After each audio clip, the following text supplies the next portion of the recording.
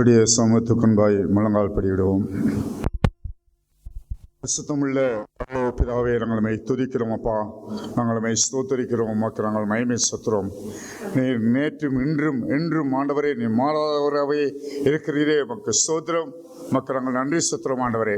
கடன் திட்ட நாட்கள் ஆண்டவரே, அற்புதமாய் அதிசயமாய் உடைய ஜனங்களாயங்களை நடத்தி ஆண்டவரே, இந்த காலவெளியில் உடைய சமூகத்திலே ஆராதனை கலந்து கொள்ள முடியாத கத்தாவே, நீர் பாராட்டிய உடைய இரக்கத்துக்காய் ஸ்தோத்திரம் தகப்பனே. நாங்கள் நன்றி செலுத்துகிறோம் அப்பா.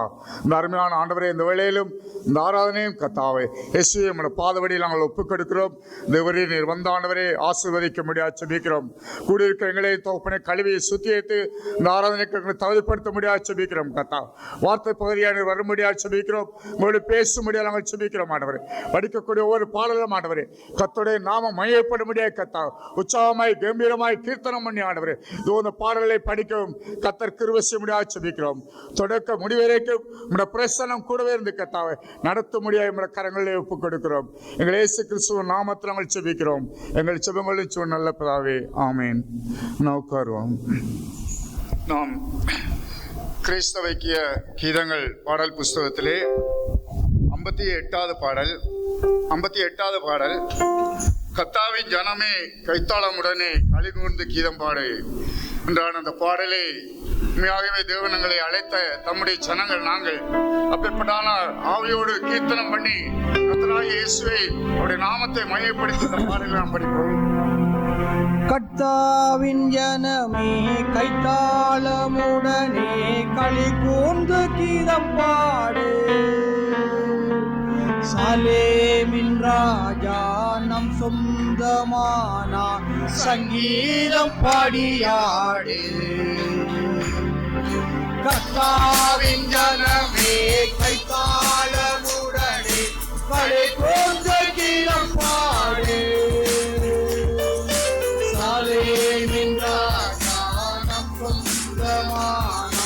சங்கீதம் பாடியாடு. அல்லேலூயா அல்லேலூயா அல்லேலூயா அல்லேலூயா அல்லேலூயா அல்லேலூயா அல்லேலூயா அல்லேலூயா. பாவத்தின் சுமையகற்றே தொடும் பாதாள வழிவிலக்கே, பாவத்தின் சுமையகற்றே தொடும் பாதாள வழிவிலக்கே. பரிவாக நம்மை கரம் ஏற்றி காத்த பரிசுத்த தேவன் அவரே. அல்லேலூயா. பரிவாக நம்மை கரம் ஏற்றி காத்த பரிசுத்த தேவன் அவரே. கர்த்தாவின் ஜனமே கைத்தாளமுடனே களி கூர்ந்து கீதம் பாடு, சாலேமின் ராஜா நம் சொந்தமானார் சங்கீதம் பாடியாடு. நீதியின் பாதையிலே அவர் மீதம் நம்மை நடத்துகின்றார். நீதியின் பாதையிலே அவர் மீதம் நம்மை நடத்துகின்றார். எது வந்த போதும் மாறாத இன்ப புது வாழ்வை தருகின்றாரே. அல்லேலூயா. எது வந்த போதும் மாறாத இன்ப புது வாழ்வை தருகின்றாரே. கர்த்தாவின் ஜனமே கைத்தாளமுடனே களி கூர்ந்து கீதம் பாடு, சாலேமின் ராஜா நம் சொந்தமானார் சங்கீதம் பாடியாடு. மறுமையின் வாழ்வினிலே இயேசு மன்னவன் காலத்திலே, மறுமையின் வாழ்வினிலே இயேசு மன்னவன் பாதத்திலே பசிதாகமின்றே துதிகானம் பாடு பரலோடு கீதம் பாடுவோம். அல்லேலூயா பசிதாகமின்றே துதிகானம் பாடு பரலோடு கீதம் பாடுவோம்.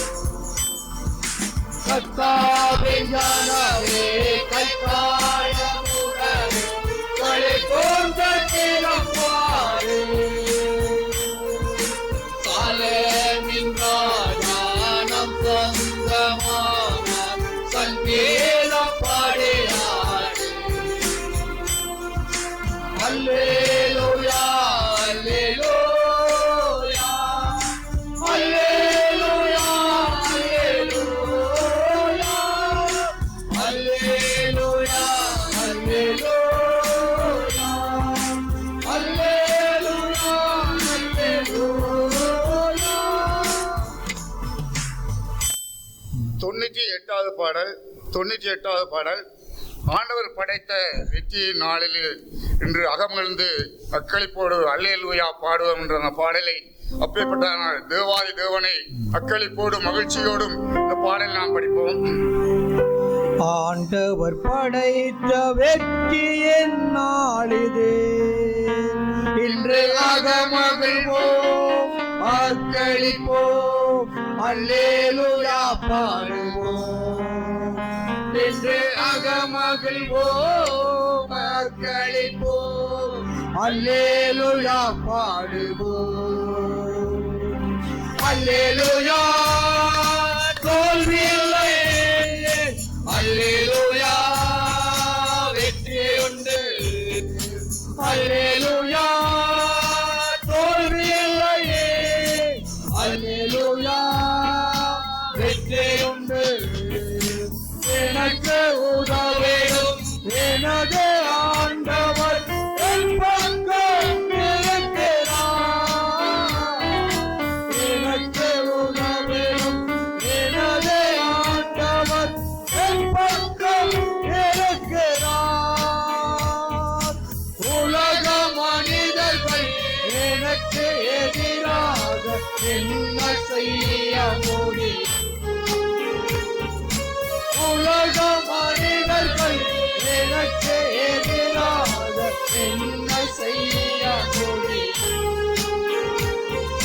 தோல்வியில்லை எனக்கு வெற்றி பவனி செல்வோம். தோல்வியில்லை நமக்கு வெற்றி பவனி செல்வோம்.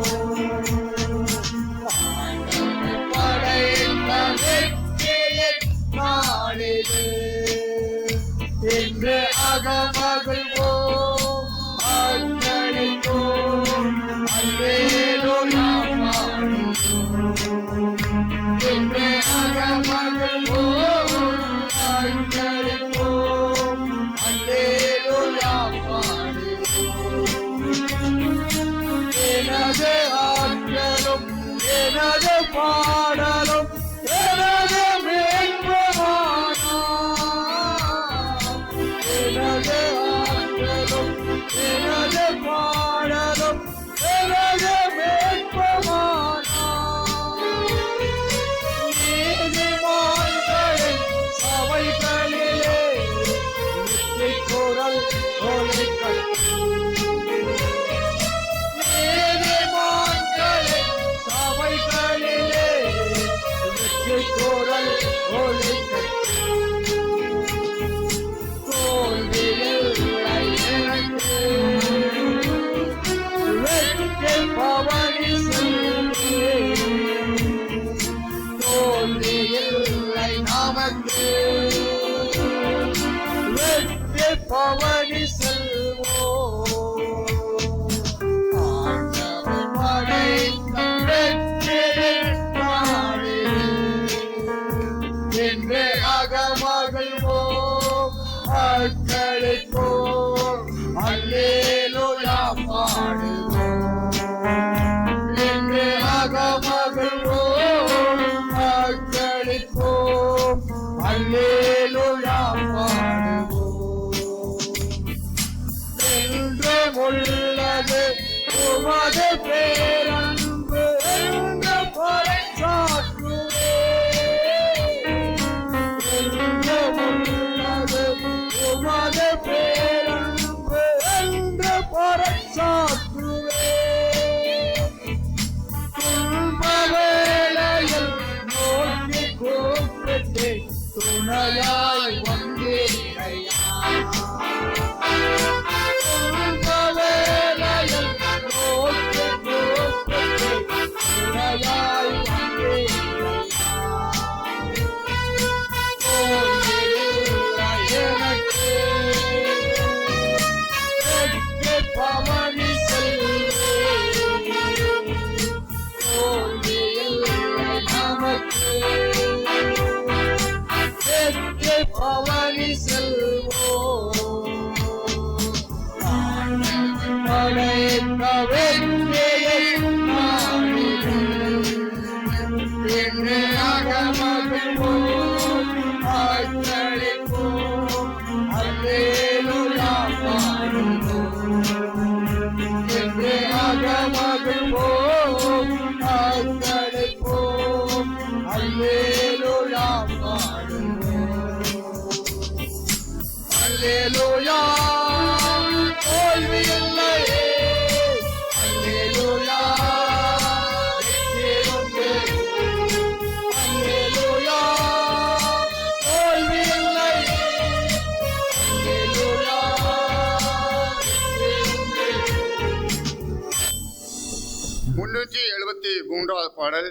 373வது பாடல் இயேசு எந்தன் வாழ்வில் பலனானார், எனக்கு என்ன ஆனந்தம். அவரே எங்கள் வாழ்க்கையிலே பலனானார். ஆகவே அந்த அக்களிப்போடும் மகிழ்ச்சியோடும் இந்த பாடலில் நாம் படிப்போம்.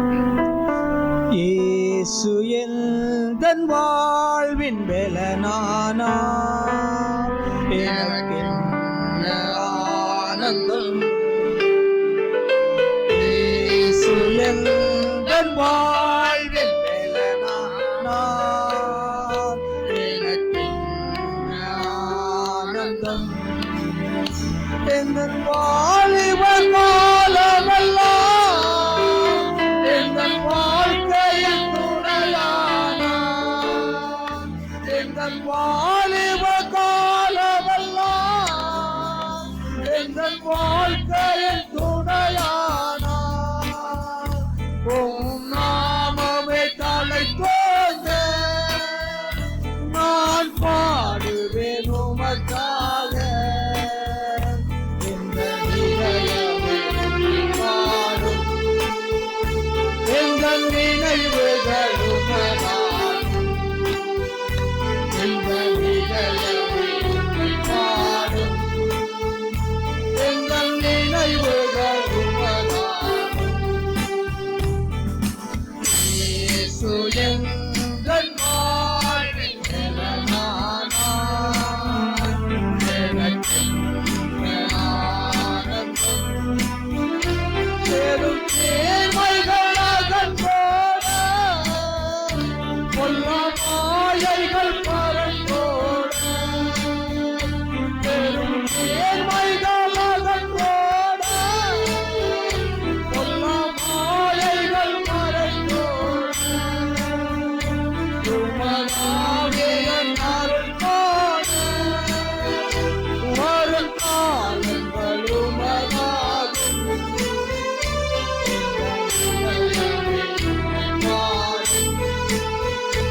எங்கள் நினைவுகள் உமதாகும்.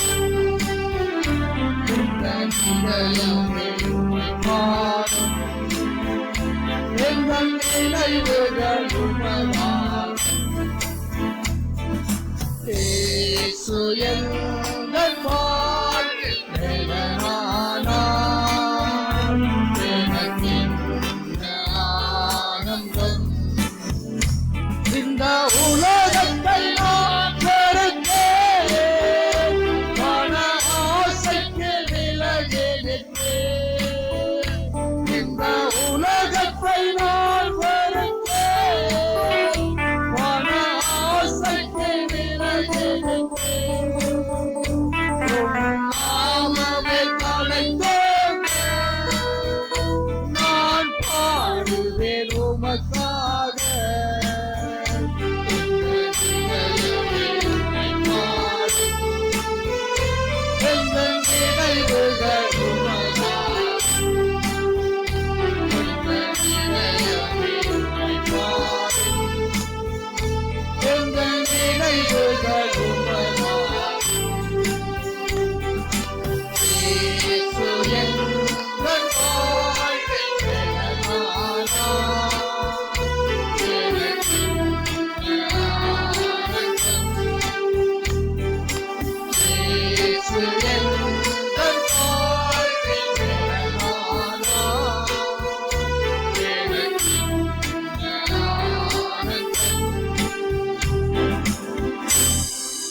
கர்த்தருடைய நாமம் மகிமைப்படுவதாக.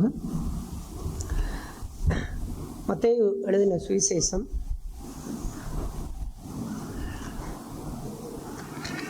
13ஆம் அதிகாரம். ஆண்டவர் இயேசு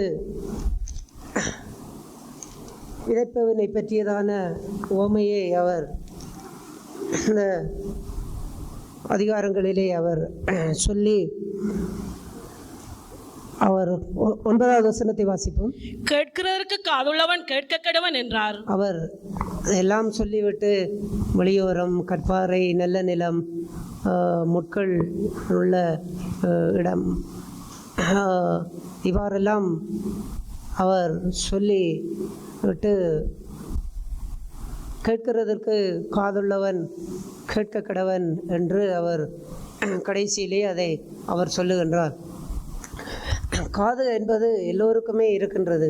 இங்கே உட்கார்ந்திருக்கிற எல்லோருக்குமே காது இருக்கத்தான் செய்கின்றது. யாரும் காது இல்லாமல் இங்கே உட்கார்ந்திருக்கவில்லை. ஆகையால் ஆண்டவர் அந்த வார்த்தையை ஏன் அவ்வாறு சொன்னார்? காது இருந்தால் கேட்கத்தானே செய்யும். ஆகையால் இங்கே நான் பேசுகிறதை கூட எல்லோரும் உங்களுடைய காதுகளிலே கேட்கத்தானே செய்கின்றது. யாருக்காவது கேட்காமல் இருக்கின்றதா? யாருக்காவது கேட்காமல் இருக்கிறதா? நான் பேசுகிறது கேட்குதா? பின்ன சகோதரர்கள் பின்னுக்கு உட்கார்ந்துருக்கிற எல்லாரும் கேட்குதா? சகோதரர்கள் பின்னே கேட்குதா? சத்தமாக சொல்லுங்க, எனக்கு கேட்குதில்லை.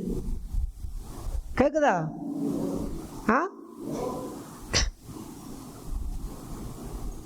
எல்லோருக்கும் கேட்கிறது. அப்போ ஏன் ஆண்டவர் கேட்கிறதுக்கு காதுள்ளவன் கேட்க கடவன் என்று ஏன் சொன்னார்?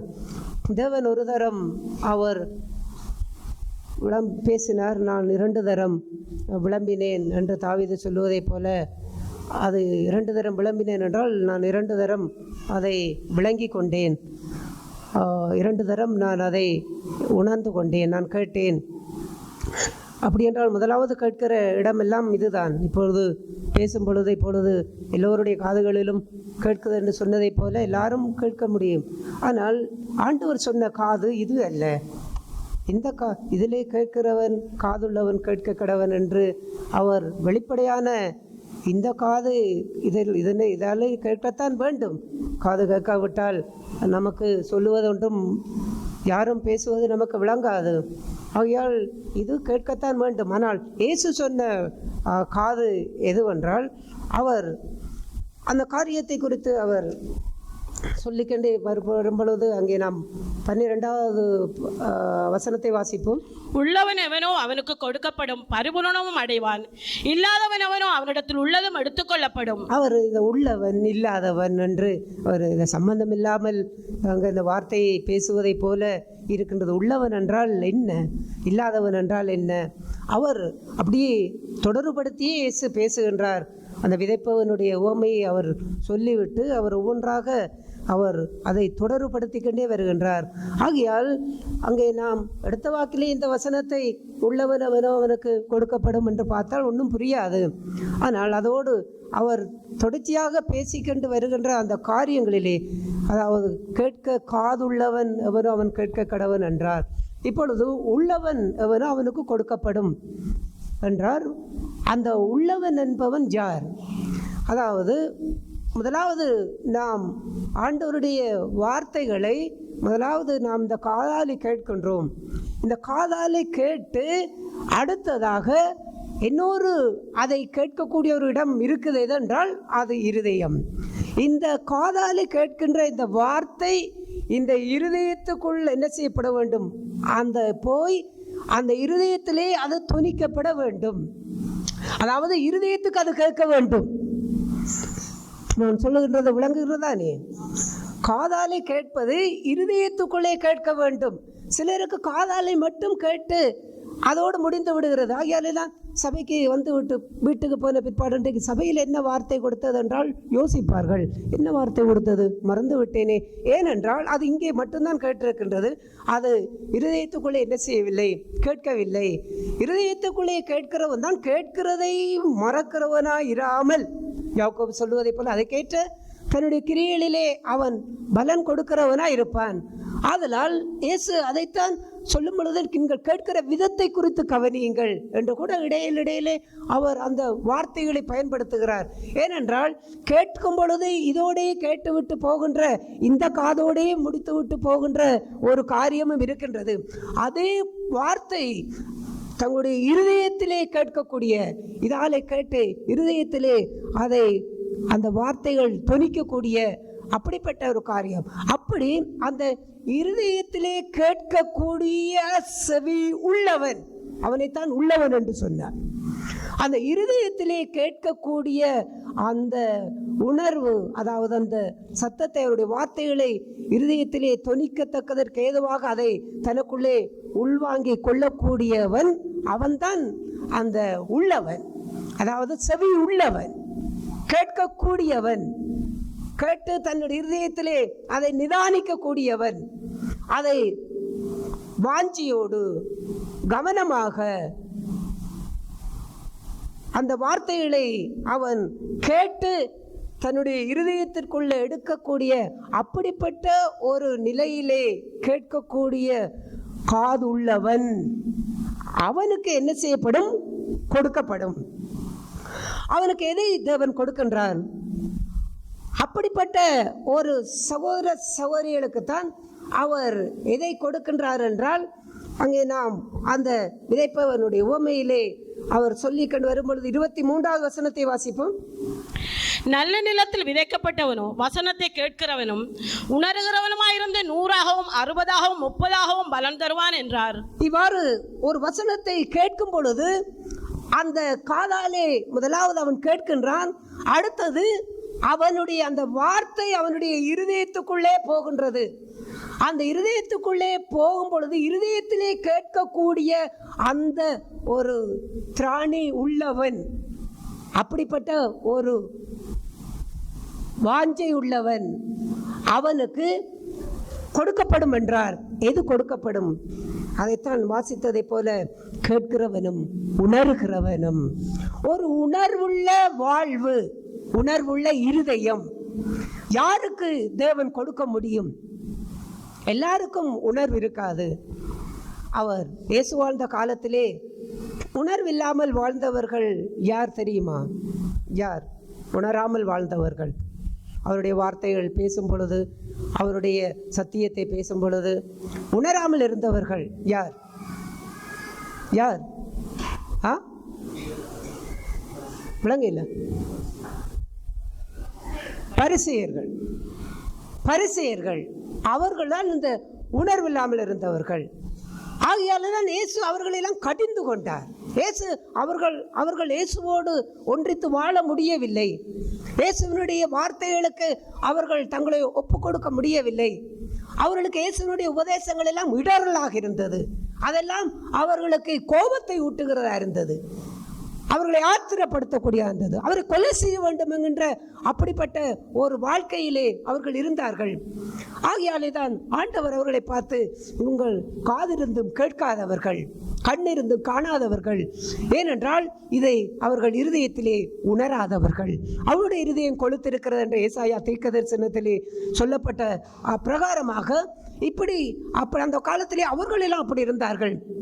ஆனால் ஆயக்காரர்கள், வேசிகள், பாவிகள் எல்லாம் இயேசுவோடு சேர்ந்தார்கள். அவர்கள் சொல்லும் பொழுது, இவன் ஆயக்காரனுக்கும் பாவிகளுக்கும் சிநேகிதனாக இருக்கிறான். அவர்கள் அவனுக்கு நண்பராக இருந்தார். இயேசுவுக்கு இவர்கள் எல்லாம் நண்பராக மாறினார்கள், சிநேகிதராக மாறினார்கள். அவர்கள் எல்லாம் ஆயக்காரன் என்றால் மிகப்பெரிய ஒரு பாவி. சகையு மிகப்பெரிய பாவி, அவன் ஒரு ஆயக்காரன். அநியாயமாய் அவன் ஜனங்களிடத்திலே அநியாயம் செய்தவன். அங்கே இவ்வாறு வேசிகள் இவெல்லாம் உங்களுக்கு முன்னே என்ன செய்கின்றார்கள்? தேவனுடைய ராஜ்யத்துக்கு போகின்றார்கள் என்று ஆண்டவர் சொன்னார். பரிசேயரிடத்திலே வேதவாதத்திலே பேசும்போது அவ்வாறு சொன்னார். ஏன் அவர்கள் எல்லாம் உங்களுக்கு முன்னே பரலோக ராஜ்யத்துக்கு போகிறார்கள்? அந்த ஜனங்கள் அவர்கள் பாவிகளாக இருந்தாலும் அவர்கள் தேவனுடைய வார்த்தைகளை கேட்கும் பொழுது அதை தங்களுடைய இருதயத்திலே உணர்ந்து கொள்ளுகின்றார்கள். அது இருதயத்திலே அவர்களுக்கு விழுகின்றது. அதை கேட்கும் பொழுது தங்களுடைய வாழ்க்கையை நிதானிக்கின்றார்கள். தாங்கள் எப்படிப்பட்டவர்கள், தாங்கள் எப்படிப்பட்ட பாவிகள் என்பதை அவர்கள் உணர்ந்து மனம் திரும்புகிறார்கள். அவ்வாறு மனம் திரும்பும் பொழுது உங்களுக்கு முன்னே அவர்கள் எல்லாம் பரலோகத்துக்குள்ளே போய்விடுகின்றார்கள் என்று ஆண்டவர் சொன்னார். அவ்வாறான காரியத்தை போன்றுதான் ஒரு வார்த்தையை கேட்கும் பொழுது, தேவனுடைய வசனத்தை கேட்கும் பொழுது, இந்த காதாலே மட்டும் கேட்கிறதோடு நின்றால் இவருடைய வாழ்க்கையிலே எந்த பலனையும் காண முடியாது. இயேசு மேலே அந்த வழியருகே விதைக்கப்பட்ட என்கின்ற அந்த நிலத்தை குறித்து சொல்லும் பொழுது சொன்னார், அது விதைக்கப்பட்டது. ஆனால் பிசாசு என்ன செய்தான்?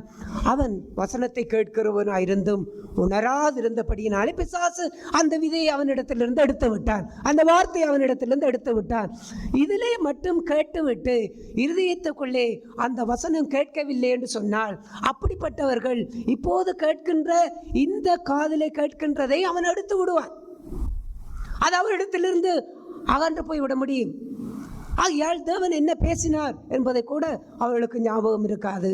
அப்படிப்பட்டவர்கள் சோதனை நேரங்களிலே அவர்கள் சோதனைகளை ஜெயிக்க முடியாது.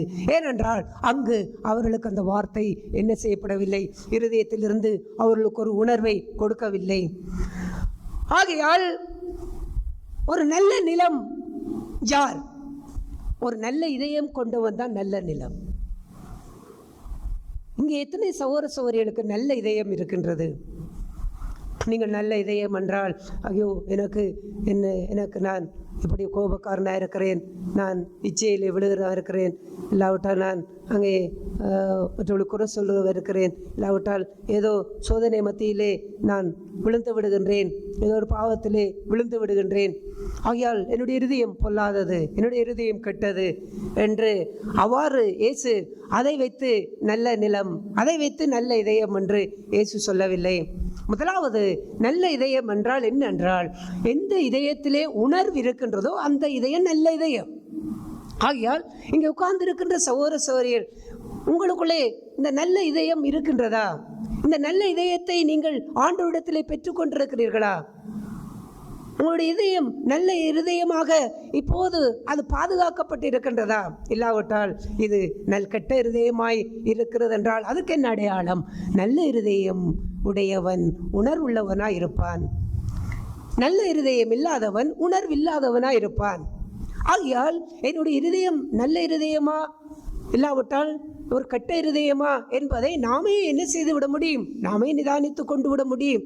ஆகையால் இப்படிப்பட்ட இந்த நல்ல இதயத்திலே, அதாவது தேவனுடைய வார்த்தைகள் இந்த இதயத்தை எப்படி நல்ல நிலமாக, நல்ல இதயமாக இவர்கள் எப்படி வைத்திருந்தார்கள்?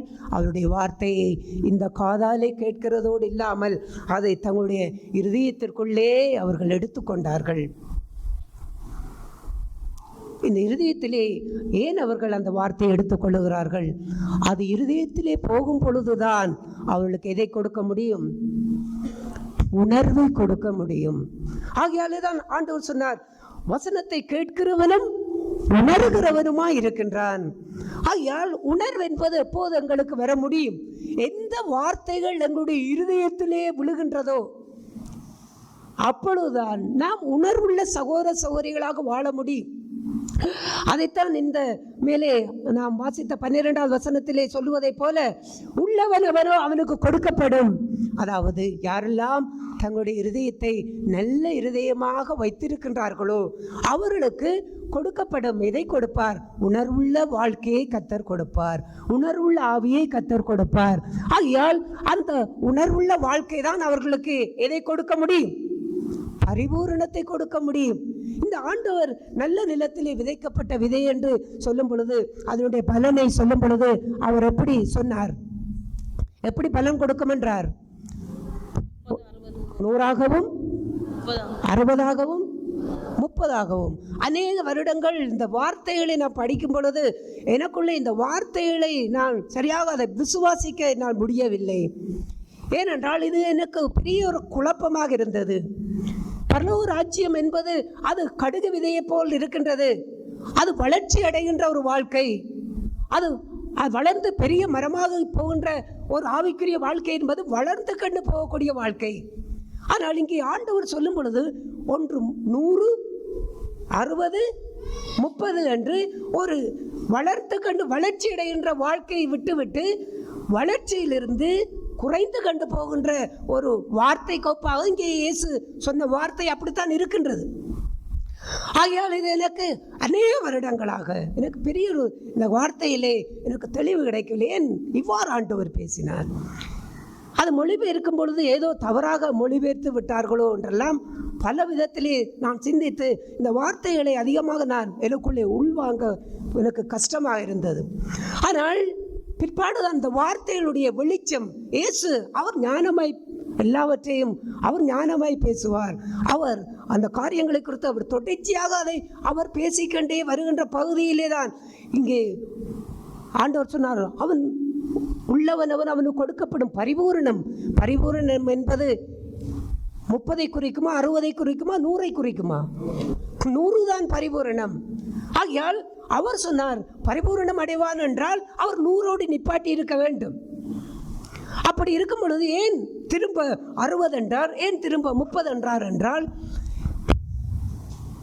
தன்னுடைய இருதயத்திலே எந்த தேவனுடைய வார்த்தைகளாக இருக்கலாம், தேவனுடைய ஆலோசனைகளாக இருக்கலாம், தேவனுடைய வெளிச்சமாக இருக்கலாம், தேவன் அங்கே கண்டிக்கின்ற உணர்த்துகின்ற ஏதோ காரியங்களாக இருக்கலாம், அது எதுவாக இருந்தாலும் அதை தன்னுடைய இருதயத்திலே அதை ஏற்றுக்கொண்டு அந்த காரியங்களுக்கெல்லாம் அப்படியே உணர்ந்து அந்த உணர்வோடு அப்படியே வாழ்கின்றவன், அந்த உணர்ந்து தன்னை அந்த மனம் திரும்புவதற்குள்ளே தன்னை ஒப்பு கொடுக்கிறவன், உணர்வடைந்து அதுக்கு கீழ்ப்படுகின்றவன், அப்படிப்பட்டவனுடைய வாழ்க்கையிலே எப்பவுமே பரிபூரணம் தான். அது 100 தான். ஆனால் ஏன் 60, அது 30 என்று ஏன் பிற்பாடு அங்கே அதையும் ஆண்டவரே சொன்னார்.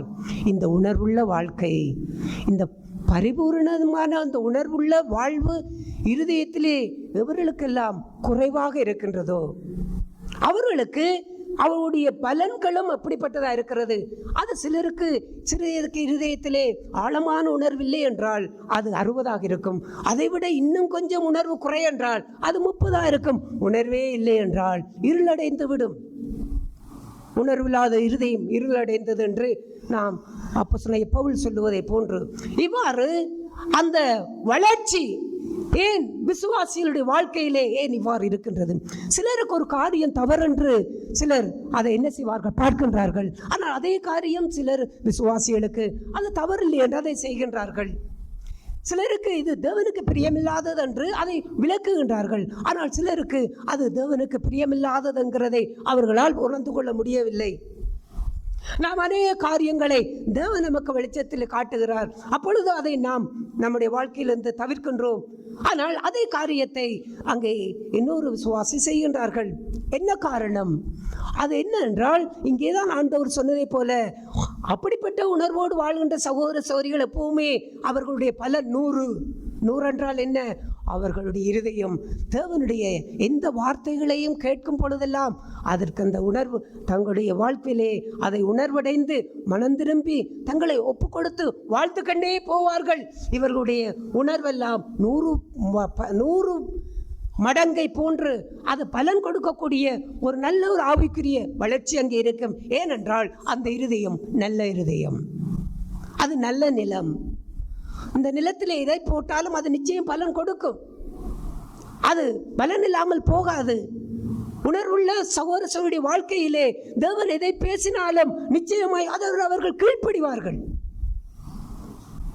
அதற்கு ஒருபோதும் எதிர்த்து நிற்க மாட்டார்கள், முரட்டாட்டம் பண்ண மாட்டார்கள், இல்லாவிட்டால் அதற்கு நியாயம் சொல்ல மாட்டார்கள், அதற்கு ஏதோ ஒரு வரவிலக்கணம் கூற மாட்டார்கள். தேவன் அங்கே என்ன பேசினாலும் இதை விட்டுவிடு என்றால் விட்டு விடுவார்கள், இதை பேசாதே என்றால் பேச மாட்டார்கள், இங்கே போகாதே என்றால் போக மாட்டார்கள், இதை பார்க்காதே என்றால் பார்க்க மாட்டார்கள், இதை செய்யாதே என்றால் செய்ய மாட்டார்கள். ஏன்? அது நல்ல நிலம்.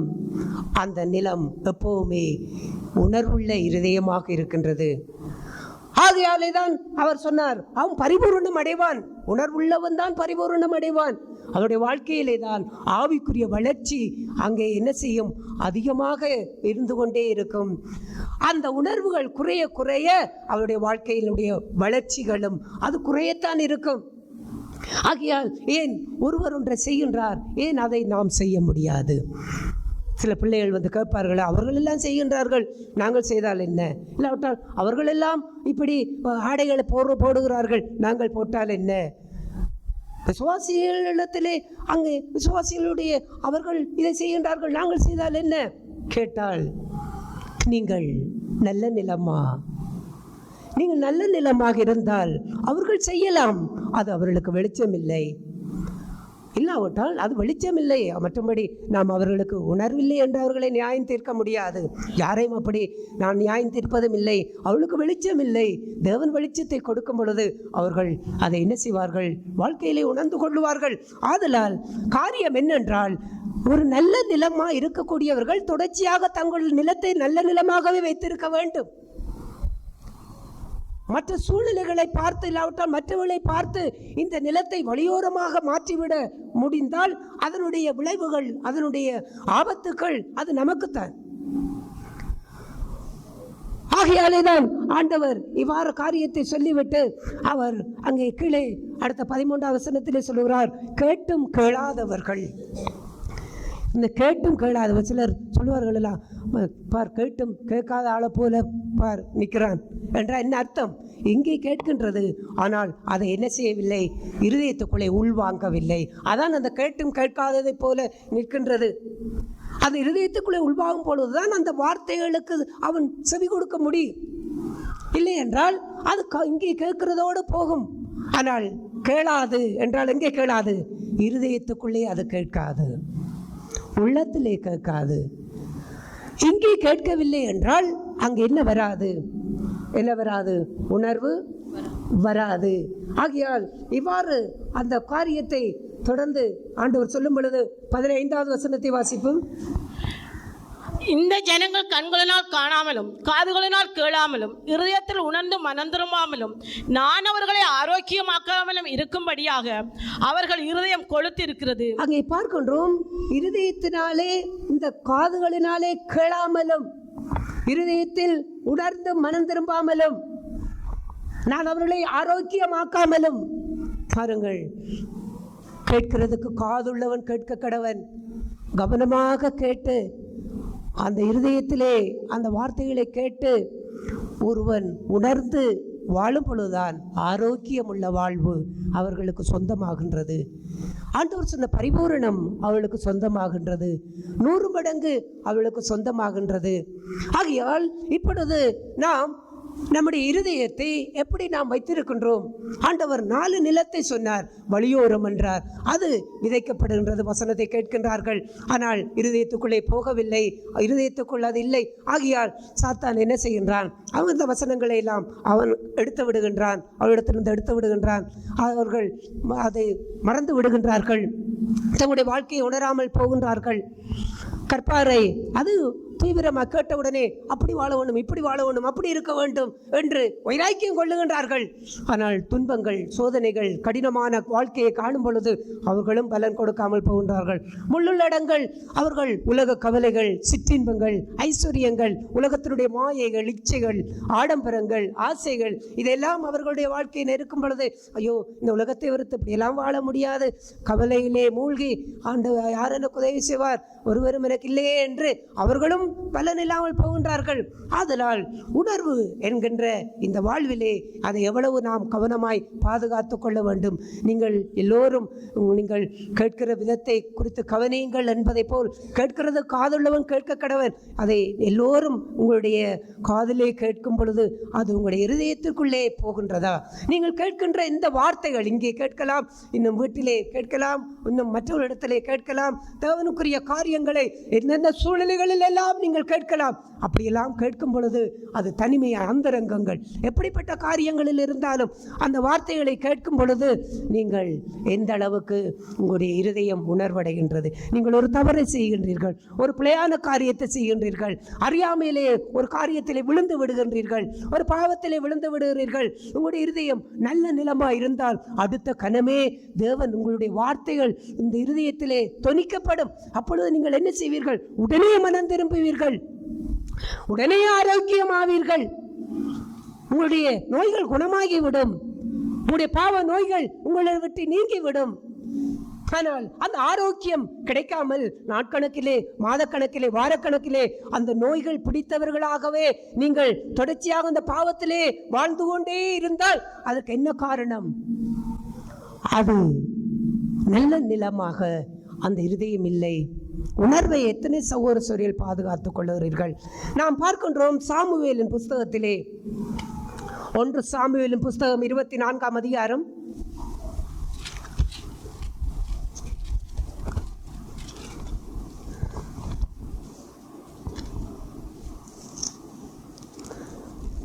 தாவீதை குறித்து நாம் பார்க்கின்றோம். தாவீது சவுலாலே அவர் துரத்தப்பட்டு கொல்லுவதற்கு சவுல் தாவீதை தேடிக்கொண்டு திரிகின்றார். அப்பொழுது ஒரு கெபிக்குள்ளே அங்கே சவுல் மலைஜாலியை கழிப்பதற்காக அந்த கெபிக்குள்ளே போகின்றார். போகும் பொழுது தாவீதனுடைய கூட்டம் அங்கு பக்கத்திலே இருக்கின்றார்கள். இப்போது சவுலை கொண்டு விட வேண்டும் என்று சொல்லி தாவீதை ஏவுகிறார்கள். ஆனால் தாவீது எழுந்து போய் என்ன செய்கின்றார்? அங்கே நாம் 24ஆம் அதிகாரம் 5வது வசனத்தை வாசிப்போம். தாவீது சவுலின் சால்வை தொங்கலை அறுத்து கொண்டது நிமித்தம் அவன் மனது அடித்துக் கொண்டு இருந்தது. அவன் தன் மனுஷரை பார்த்து, கர்த்தர் அபிஷேகம் பண்ணின என் ஆண்டவன் மேல் என் கையை போடும்படியான இப்படிப்பட்ட காரியத்தை நான் செய்யாதபடிக்கு கர்த்தர் என்னை காப்பாராக. இவ்வாறு சவுலனுடைய அந்த வஸ்திரத்தின் தொங்கலை தாவீது வெட்டுகின்றார். அந்த வெட்டும் பொழுது தாவீதுடைய இருதயம் அடித்துக் கொண்டிருந்ததாம். பாருங்கள், எத்தனை துல்லியமான உணர்வு! உண்மையாய் ஒரு நல்ல நிலம் என்பதற்கு அடையாளம் அதுதான். ஒரு ஆவிக்குரிய சகோதர சகோதரிகள், அதாவது நல்ல இருதயத்தை உடைய சகோதர சகோதரிகளுடைய வாழ்க்கையிலே அந்த அவனை சவுலிடத்திலே கை போடவில்லை, சவுலுக்கு ஒரு தீங்கும் செய்யவில்லை. சவுலுடைய வஸ்திரத்தில் ஒரு துண்டை வெட்டினார். அந்த வெட்டும் பொழுது இவர் கர்த்தராலே அபிஷேகம் பண்ணப்பட்டவர் என்ற தேவனுடைய வார்த்தை தாவீதுடைய இருதயத்திலே தொனிக்கின்றது. கர்த்தரால் அபிஷேகப்பட்ட மனுஷன் மேல் ஏன் கை போட்டாய்? இன்றைக்கு ஒரு மூப்பருக்கு விரோதமாக, ஊழியக்காலுக்கு விரோதமாக நீங்கள் பேசினால், இல்லாவிட்டால் அவளை அவமானப்படுத்தினால், அவளுக்கு ஒரு தீமை செய்தால், அவளை பற்றி குறை சொன்னால், இதெல்லாம் பெரிய பாவங்கள், பெரிய காரியங்கள். ஆனால் அதையெல்லாம் பேசிவிட்டு சாதாரணமாக ஒரு விசுவாசி அதை குறித்து கொஞ்சமே உணர்வில்லாமல் ஜீவித்தால் அவன் எப்படிப்பட்ட இருதயமுடையவன்? தாவீதுடைய இருதயம் அடித்தது. ஏனென்றால் கர்த்தரால் அபிஷேகம் பண்ணப்பட்ட மனுஷன் மேல் தான் கை போட்டு விட்டேனே, கர்த்தர் என்னை காப்பாராக, கர்த்தர் என்னை பாதுகாப்பாராக என்று உடனே உணர்ந்து தாவீது மனம் திரும்பினார். இன்றைக்கு இவ்வாறு ஒரு வஸ்திரத்தை வெட்டுவது பெரிய காரியம் அல்ல அது. ஆனால் ஏன் அதை கூட தாவீதுடைய இருதயம் ஏன் அடித்தது? அந்த அளவுக்கு தாவீதுடைய இருதயம் உணர்வுள்ளதா இருந்தது. அற்பமான காரியம் என்று, சாதாரணமான காரியம் என்று நாம் சொல்லுகின்ற காரியங்கள், அங்கே நான் சரியாகத்தானே பேசினேன், என்ன இது நான் பேசினது பிள்ளையா, இப்படியெல்லாம் நியாயமான இருக்கக்கூடிய காரியங்களை கூட அங்கே கூட எத்தனை பேருடைய இருதயம் அடிக்கின்றது? ஏன்? அந்த உணர்வு அவரிடத்தில் இருக்கின்றது. அற்பமான காரியம், சிறிய காரியம் தானே, இதெல்லாம் போய் பெரிதாய் எடுத்துக்கொள்வார்களா? என்ன இதை பகுடிக்கு போய் சொல்லிவிட்டேன், பகுடிக்கு போய் சொல்றதெல்லாம் பெரிய பாவமா? பகுடிக்கு போய் சொல்றது பெரிய பாவமா என்றால் அது நல்ல இருதயம் உடையவன், நல்ல நிலம் உள்ளவனுக்கு அது பெரிய காரியம்தான். ஆனால் நல்ல நிலம் இல்லாதவனுக்கு அது சின்ன காரியம், அது அற்ப காரியம். அது அவனுக்கு அவருடைய இருதயம் அதுக்கெல்லாம் அடித்து கொள்ளாது. இல்லாவிட்டால் பணத்திலே ஒரு அங்கே 100 ரூபாவிலே ஒருவன் உண்மை இல்லாதவனா இருந்தால், அவன் 1000 ரூபாவிலே உண்மை இல்லாதவனா இருந்தாலும் அவனுக்கு இருதயம் அடிக்காது. ஆனால் ஒரு நல்ல இருதயம் உடையவன் தன்னுடைய 100 ரூபாவிலே தான் உண்மை இல்லாதவனா இருந்தால் அவனுடைய இருதயம் அவனுக்குள்ளே அடிக்கும். ஏன்? ஏனென்றால் அவன் கர்த்தருடைய வார்த்தை அவனுடைய இருதயத்தில் இருக்கின்றது. ஆகையால் எத்தனை காரியங்களை நாம் இவ்வாறு சின்ன சின்ன காரியங்களை கூட இவ்வாறு செய்யும் பொழுது எத்தனை சகோதரருடைய இருதயம் அடிக்கின்றது. கசப்பையோ, கோபத்தையோ, இல்லாவிட்டால் வைராக்கியத்தையோ, இல்லாவிட்டால் உண்மையில்லாத காரியங்களையோ, பல ஆசையோ, உலகத்தையோ, உலகத்தின் இச்சைகளோ, இதெல்லாம் அங்கே நம்முடைய வாழ்க்கையிலே தொடும் பொழுது எத்தனை பேருடைய இருதயம் அடிக்கின்றது. ஆனால் பாருங்கள், இவ்வாறு ஒரு உணர்வுள்ள ஒரு மனுஷனாக தாவீது வாழ்ந்தார். இது ஆழமான ஒரு உணர்வு.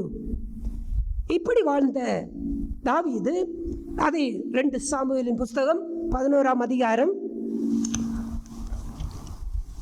2 சாமுவேலின் புஸ்தகம் 11ஆம் அதிகாரத்திலே இங்கே பார்க்கின்றோம். தாவீது அவன் பத்சேபாளிடத்திலே அவன் பாவம் செய்தான். இந்த பச்சைவாளை அவன் உப்பரிகையின் மேல் உலாவும் பொழுது அவள் குளித்து கொண்டிருப்பதை அவள் காண்கின்றான். கண்ட பிற்பாடு அவன் என்ன செய்கின்றான்? அவன் உடனே ஒரு ஆளை அனுப்பி அவள் யார் என்று விசாரிக்க சொல்லுகிறார். 3வது வசனத்தை வாசிப்போம். அப்பொழுது தாவீது அந்த ஸ்திரீ யார் என்று விசாரிக்க ஆள் அனுப்பினான். அவள் எலியாவின் குமாரத்தியும் ஏத்தியனான உரியாவின் மனைவியுமாகிய பட்சேபாள் என்றார்கள். கவனமாய் கேளுங்கள். அவன் அந்த பெண்ணை பார்த்த பிற்பாடு அவன் ஆள் அனுப்புகின்றான், அவள் யார் என்று விசாரிக்க சொல்லி. அவர்கள் விசாரிக்கும் பொழுது இவன் உரியாவினுடைய மனைவி, அதாவது திருமணமானவள் என்று தாவீதுக்கு வந்து சொல்லுகிறார்கள். சால்வையின் தொங்கலை அறுக்கும் பொழுது கர்த்தரால் அபிஷேகம் பண்ணப்பட்ட மனுஷன் மேல் தான் கை போட்டது நிமித்தம் அவனுடைய இருதயம் அடித்து கொண்டது. அங்கே கர்த்தருடைய வார்த்தை தாவீதுடைய இருதயத்திலே இருந்தது. இங்கே இவள் உரியாவினுடைய மனைவி என்று சொல்லும் பொழுது தாவீதுடைய இருதயம் என்ன செய்யவில்லை? உணர்வடையவில்லை. எப்படி உணர்வடையவில்லை? 10 கட்டளைகளை கொடுக்கும் பொழுது 10வது கட்டளையிலே தேவன் சொன்னார், பிறருடைய மனைவியை இச்சையாது இருப்பாயாக.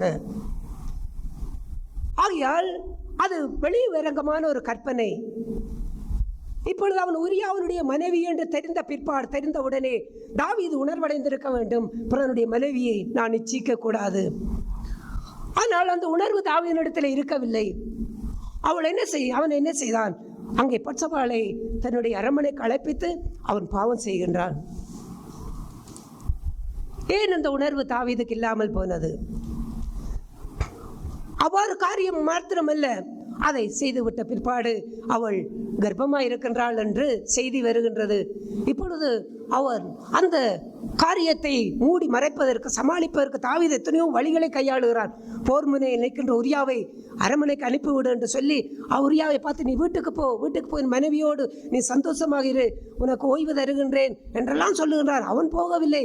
அவன் அரண்மனை முற்றத்திலே தன் சேவரோடு படுத்து விட்டான். அடுத்த நாள், ஏன் நீ போகவில்லை? எனக்கு அங்கே எல்லோரும் யுத்தத்திலே நின்று என்னுடைய தேவனுடைய சேனைகள் யுத்தத்திலே நிற்கும் பொழுது நான் போய் என் மனைவியோடு நான் சந்தோஷமாய் இருப்பது எப்படி? அவன் நன்றி உள்ளவனாக இருந்தான். அவன் தேசத்துக்கு நன்றி உள்ளவனாக இருந்தான், தேவனுடைய சேனைக்கு நன்றி உள்ளவனாக இருந்தான், ராஜாவுக்கு நன்றி உள்ளவனாக இருந்தான். இப்படிப்பட்டவன் அவன் போகவில்லை என்று தெரிந்தவுடனே இவன் இனி போக மாட்டான் என்று தாவீதுக்கு தெரிந்து விட்டது. ஆகையால் அவள் கர்ப்பமாய் இருக்கின்றாள். அது வெளியே தெரிந்தால் தனக்கு அவமானம், தனக்கு நிந்தை, இப்படியெல்லாம் தாவீது யோசித்து அவன் என்ன செய்கின்றான்?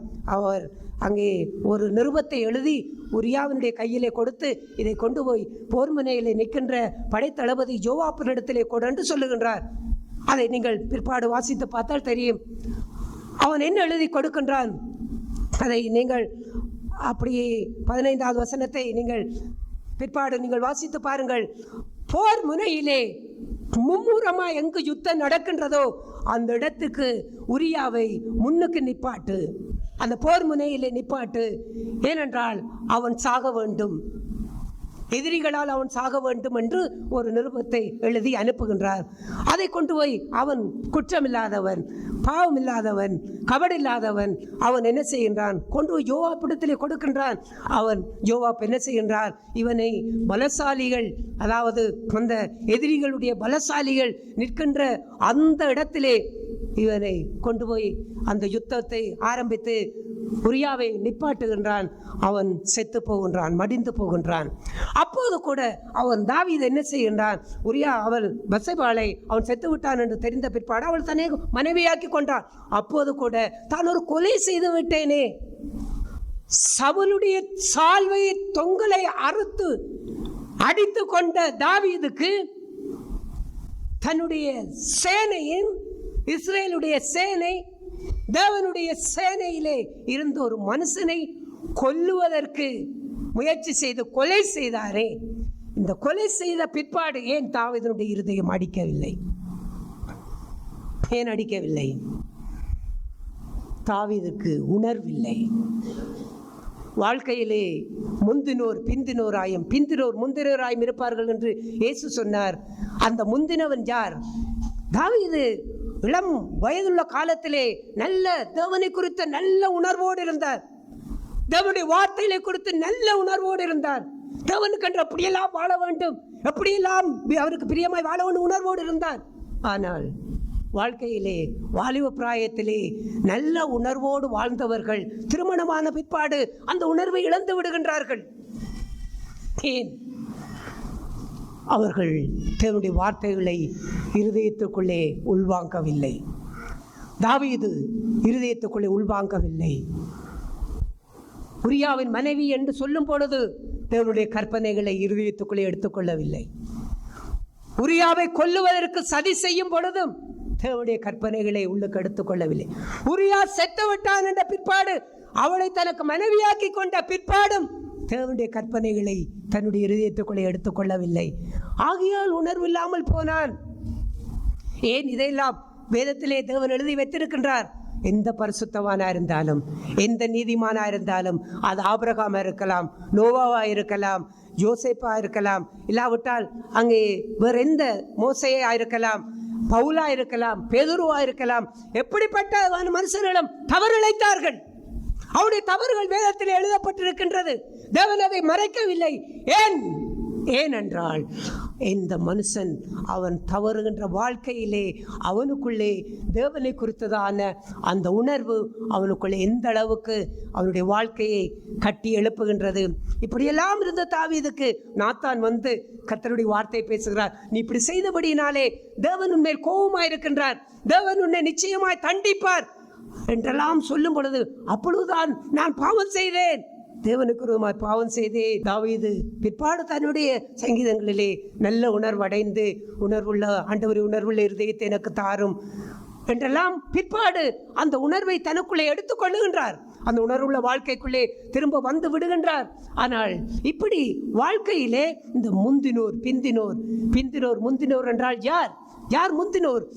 ஒரு காலத்திலே இதையெல்லாம் செய்யக்கூடாது, எப்படியெல்லாம் வாழக்கூடாது, எப்படியெல்லாம் இருக்கக்கூடாது, எப்படியெல்லாம் பேசக்கூடாது என்றெல்லாம் ஒரு காலத்திலே தேவனுடைய வார்த்தைகளிலே வெளிச்சத்தை பெற்று இருதயத்திலே உணர்வை பெற்று வாழ்ந்த சகோதர சகோதரிகள் இன்றைக்கு எப்படியெல்லாம் இருக்கக்கூடாது என்று அன்றைக்கு இதையெல்லாம் அவர்கள் தங்களுடைய வாழ்க்கையிலிருந்து விலக்கி வாழ்ந்தார்களோ, ஆனால் இன்றைக்கு அதையெல்லாம் தங்களுடைய வாழ்க்கையிலே செய்யும்படிக்கு அந்த காரியங்களுக்குள்ளே போய்கொண்டிருக்கிறார்களே. ஏன்? அன்றைக்கு நாம் முந்தினவர்களாய் இருந்தோம், இன்றைக்கு பிந்தினவர்களாய் மாறிவிட்டோம். ஏனென்றால் இந்த நல்ல இருதயத்தை இழந்து விட்டோம். இந்த நல்ல இருதயத்திலே தன்னுடைய வார்த்தைகளை இழந்து விட்டோம். ஆகையால் வாலிப காலங்களிலே இருந்த அந்த வாழ்க்கை திருமணத்துக்கு பிற்பாடு இல்லையே, இல்லாவிட்டால் அந்த ரட்சிக்கப்பட்ட ஆரம்ப காலத்திலே இருந்த அந்த உணர்வு இன்றைக்கு இல்லையே, அன்றைக்கு இருந்த தேவனுடைய வாஞ்சை இன்றைக்கு இல்லையே, தேவனுக்கென்று தேவனுக்கு பிரியமானது எதெல்லாம் என்கிறதை அன்றைக்கு நாம் தீர்மானித்த வாழ்க்கை இன்றைக்கு இல்லையே. இன்றைக்கு பிந்தினோராய் போகின்றோம். ஆனால் அன்றைக்கு வெளிச்சம் இல்லாமல் தவறை செய்தவர்கள், வெளிச்சம் இல்லாமல் பிழையாய் நடந்தவர்கள், அவர்கள் தேவனிடத்திலே உணர்வை பெற்று, தங்களுடைய இருதயத்தில் அந்த உணர்வை பெற்று தங்கள் இருதயத்தை நல்ல நிலமாக மாற்றி இன்றைக்கு முந்தினவர்களாக போய்கொண்டிருக்கிறார்களே. இதுதான் தேவனுடைய வாழ்க்கையிலே உணர்வை பெற்று வாழக்கூடிய சகோதர சகோதரிகளுக்கு இருக்கக்கூடிய காரியங்களாக இருக்கின்றது. ஆகையால் மத்தேயு எழுதின சுவிசேஷத்திலே கூட ஆண்டவர் இவ்வாறு சொன்னார். மத்தேயு எழுதின சுவிசேஷம் 21ஆம் அதிகாரம் 29வது வசனத்தை வாசிப்போம். அதற்கு அவன், இங்கே பார்க்கின்றோம், ஒரு தகப்பன், அவன் தன்னுடைய 2 குமாரர்கள் இருக்கின்றார்கள். அவர்களிடத்திலே அவர் மூத்தவனை பார்த்து அவர் சொல்லுகின்றார், நீ இன்றைக்கு திராட்சை தோட்டத்திற்கு போய் வேலை செய் என்று அவர் சொல்லுகிறார். 20 வாசிப்போம். அதற்கு அவன் மாட்டேன் என்றான். ஆகிலும் பின்பு அவன் மனஸ்தாபப்பட்டு போனான். இளையவனிடத்தில் அவன் வந்து அப்படியே சொன்னான். அதற்கு அவன், போகிறேன் ஐயா என்று சொல்லியும் போகவில்லை. 2 குமாரர்களை பார்க்கின்றோம். மூத்தவனிடத்திலே தகப்பன் சொல்லுகிறார், என்னுடைய திராட்சை தோட்டத்திற்கு போய் நீ வேலை செய் என்று சொல்லும் பொழுது அவன் உடனே தகப்பனுக்கு முன்னே நான் மாட்டேன், போக மாட்டேன் என்று அவன் கடினமாய் சொல்லிவிட்டு அவன் போய்விட்டான். 2வது மகனிடத்திலே வந்து சொல்லுகின்றால், நீ திராட்சை தோட்டத்திலே போய் வேலை செய் என்று சொல்லும் பொழுது, போகிறேன் ஐயா, போகிறேனப்பா, போகிறேனப்பா என்று அவன் பதில் சொல்லுகின்றான். இப்பொழுது இந்த 2 பேர் சொன்ன பதிலிலே எவன் முந்தினவன், எவன் பிந்தினவன்? அதாவது தேவனுடைய ராஜ்யத்திலே இல்லாவிட்டால் அவன் தகப்பனுடைய பார்வையிலே கீழ்ப்படிதலிலே எவன் முந்தினவன் எவன் பிந்தினவன்? மூத்தவன் யார்? போகிறேன் என்று சொன்னவன் யார்? அதான் அவன் முந்தினவனா பிந்தினவனா? முந்தினவன். போகமாட்டேன் என்று சொன்னவன் தான் யார்? பிந்தினவன். ஆனால் காரியம் எப்படி இருக்கின்றது? போகிறேன் என்று சொல்லும் பொழுது அங்கே மனுஷருக்கு முன்பாக இன்றைக்கு நல்லவர்கள் இவன் நல்லவன் என்று சொல்லுகின்றோம். எதை வைத்து? அவர்கள் நல்லா பேசுவார்கள், நல்லா சில காரியங்களை ஒன்று காரியங்களை நல்லா செய்வார்கள், இல்லாவிட்டால் அவர்கள் நல்ல அன்பாயிருப்பதை போல் இருப்பார்கள். நான் சொல்லுகின்றேன், நல்லவர்கள் என்று நீங்கள் யாரை நம்ப முடியும் தெரியுமா? இருதயத்திலே உணர்வுள்ளவனாய் வாழ்கின்றவர்களா நல்லவர்கள். அல்லேலூயா. இதை நீங்கள் நம்ப வேண்டும். ஏனென்றால் இவன் இந்த மூத்தவன் அவன் மாட்டேன் என்றால் பார்த்து பக்கத்திலே யாராவது நின்றிருந்தால் என்ன சொல்லியிருப்பார்கள், இவ்வளவு மோசமான பிள்ளையா இருக்கின்றானே, தகப்பனுக்கு இப்படி எதிர்த்து சொல்லிவிட்டு போகிறானே, இவ்வளவு கீழ்ப்படியாதவனா இருக்கின்றானே என்று அவனை ஒரு இடை போட்டிருப்பார்கள். உணர்வுள்ளவன் எப்போதுமே தேவனுக்கு முன்பாக விலையேறப்பட்டவன். அவன் சொன்ன மாத்திரத்திலே என்ன செய்தான்? அவன் மனஸ்தாபப்பட்டான். ஐயோ, நான் இப்படி சொல்லிவிட்டேனே, அப்பாவுக்கு இப்படி சொல்லிவிட்டேனே, இப்படி நான் நடந்து கொண்டு விட்டேனே என்று அவன் மனஸ்தாபப்பட்டு அவன் திராட்சை தோட்டத்துக்கு போனான். அதுதான் உணர்வு. ஒரு காரியத்திலே நாம் தவறிவிட்டோம் என்றால் அடுத்த கணமே நாம் உணர வேண்டும், இருதயத்திலே உணர வேண்டும். அதுக்கு ஒரு மனஸ்தாபம் வேண்டும், மனம் திரும்புதல் வேண்டும். அவன் அவ்வாறு மனஸ்தாபப்பட்டு அவன் போனான். இளையவன் போகிறேன் ஐயா என்று மற்றவர்களுக்கு முன்பாக அங்கே நல்லவனை போன்று காண்பிக்கின்றார்கள், நல்லவனை போன்று இருக்கின்றார்கள். ஆனால் அவர் என்ன செய்யவில்லை? சொல்லிவிட்டு அவன் போகவில்லை. இப்பொழுது முந்தினவன் பிந்தினவனாக போகின்றான், பிந்தினவன் முந்தினவனாக மாறுகின்றான். ஆகையால் எப்போதுமே நாம் யாரை நம்ப முடியும் என்றால் உணர்வுள்ளவர்களை நம்ப முடியும். அதனால் தான் பிள்ளைகள் உணர்வுள்ளவர்களை இருப்பதற்கு அவர்களுக்கு சொல்லிக் கொடுக்க வேண்டும். அவர்கள் ஒரு தவறை செய்தாலும் முதலாவது அந்த தவறை ஒத்துக்கொள்வதற்கு நீங்கள் செய்ய வேண்டும். நீங்கள் எடுத்த வாக்கிலே பிரம்பை எடுத்து அவர்களுக்கு முன்பாக வைத்தால் பொய் சொல்லுவார்கள், தவறை மறைப்பார்கள். ஆகையால் பிரம்பை இரண்டாவதாக எடுங்கள். முதலாவது அவன் தவறை ஒத்துக்கொள்ள வேண்டும். அந்த உணர்வு முதலாவது பிள்ளைகளுக்கு கொடுக்க வேண்டும். அப்படிப்பட்ட உணர்வை பிள்ளைகள் பெற்றுவிட்டால் அவர்கள் என்ன செய்வார்கள்? தாங்களாகவே கீழ்ப்படிவார்கள். ஆகையால் அந்த மூத்த குமாரன் அந்த உணர்வுள்ளவனாக இருந்தார். ஆகையால் தகப்பனுக்கு இப்படி சொல்லிவிட்டேனே என்று மனஸ்தாபப்பட்டு தானாகவே என்ன செய்தான்? அவன் திராட்சை தோட்டத்துக்கு போனானே. இன்றைக்கு அப்படிப்பட்ட ஒரு ஜீவியத்திலே, அப்படிப்பட்ட ஒரு வாழ்க்கையிலே பிள்ளைகள் உணர்வுள்ளவளாக இருக்க வேண்டும். குடும்பத்திலே கணவன் மனைவி உணர்வுள்ளவளாக இருக்க வேண்டும். அவர்கள் உணர்வுள்ளவளாக இருந்தால் இன்றைக்கு இல்லாட்டிக்கும் என்றைக்காவது ஒரு நாள் அவர்கள் நல்ல பலனை கொடுப்பார்கள். இயேசுவே அந்த நம்பிக்கையை என்ன செய்தார்? அவர் வைத்திருந்தார். ஆகையால் நாம் இப்படிப்பட்ட சூழ்நிலைகளிலே எல்லாம் யாரை நம்ப முடியும்? எந்த சகோதர சகோதரிகள் உணர்வுள்ளவர்களாய் இருக்கின்றார்கள் அவர்களை நம்புங்கள், மற்றவர்களை நம்பாதீர்கள். இயேசு பரிசேயர்களை நம்பவில்லை, ஆயக்காரரை நம்பினார், வேசிகளை நம்பினார், பாவிகளை நம்பினார். ஆனால் உணர்வு இல்லாத பரிசேயர்களை நம்பவில்லை. ஆகையால் உணர்வு இல்லாதவர்களை நம்பாதீர்கள். தங்களுடைய குறைகளுக்காக, தங்களுடைய பிள்ளைகளுக்காக வருந்தாதவர்களை நம்பாதீர்கள். அவர்கள் இளைய குமாரனை போன்று போகிறேன் ஐயா என்று நல்லா பேசுவார்கள், நல்லாக நடிப்பார்கள், நல்லாக நடந்து கொள்வார்கள். ஆனால் செய்ய மாட்டார்கள், நம்மை ஏமாற்றுவார்கள். ஆகையால் எப்போதுமே சபையிலே நாம் உணர்வுள்ள சகோதர சகோதரிகளுக்கு நாம் அவர்களை கனப்படுத்துகின்றோம். இந்த சபையிலே உணர்வுள்ள சகோதர சகோதரிகளை ஆண்டவர் வைத்திருக்கின்றார். அதற்காக நான் தேவனுக்கு நன்றி செலுத்துகிறேன். நம்முடைய குடும்பங்களிலே கூட, நம்முடைய வாழ்க்கையிலே கூட இந்த இதயத்தை நல்ல இருதயமாக வைத்துக் கொள்ளுங்கள். தாவீதை போன்று சால்வை அறுக்கும் பொழுது அடித்து கொண்ட அந்த உணர்வு தான் நமக்கு வேண்டும். ஆனால் நாம் மறுத்து போன இருதயத்தை போன்ற வாழ்க்கை கூடாது. ஆகையால் கேட்பதற்கு காதுள்ளவன் கேட்க கடவன். இந்த காதுகளினால் அல்ல, இருதயத்திலே எந்த வார்த்தைகளையும் இருதயத்திலே கேளுங்கள், இருதயத்திலே உணர்ந்து நீங்கள் மனம் திரும்புங்கள்.